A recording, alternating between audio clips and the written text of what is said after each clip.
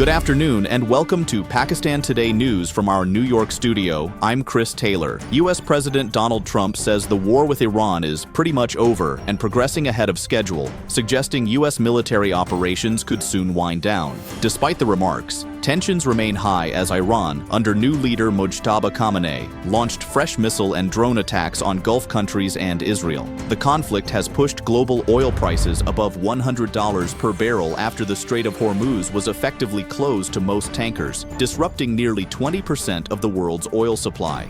World markets remain volatile while international efforts continue to secure shipping routes in the Gulf. For more on the impact on global markets, we go to our London correspondent, James Wood.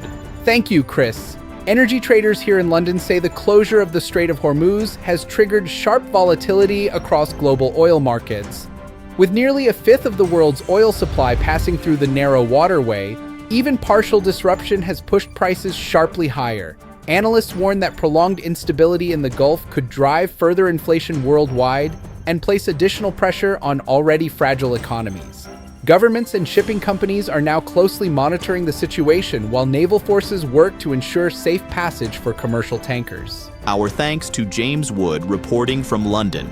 Iran's Islamic Revolutionary Guard Corps says it will determine how the ongoing war in the Middle East ends. In a strong statement, the Guard said the future of the region now lies in the hands of Iran's armed forces, not the United States. The group also warned that American military involvement will not decide the outcome of the conflict. The remarks come as tensions continue to rise across the region following missile attacks and escalating military exchanges. U.S. President Donald Trump, meanwhile, says the United States will protect global oil supplies and ensure the Strait of Hormuz remains open. Trump warned that Iran would face a powerful military response if it attempts to disrupt energy shipments through the strategic maritime route.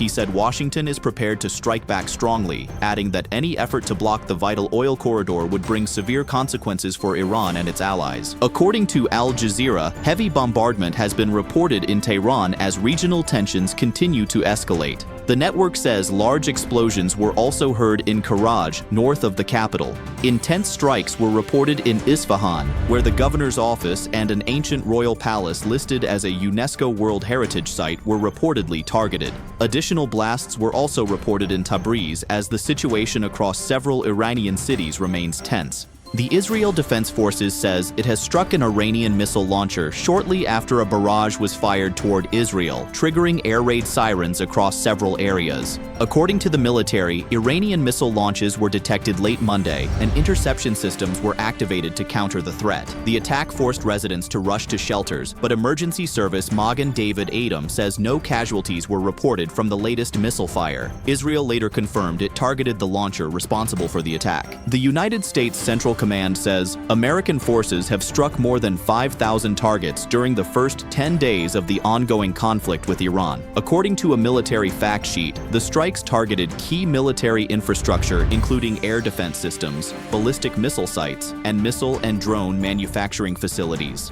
The command also said more than 50 Iranian vessels were among the targets.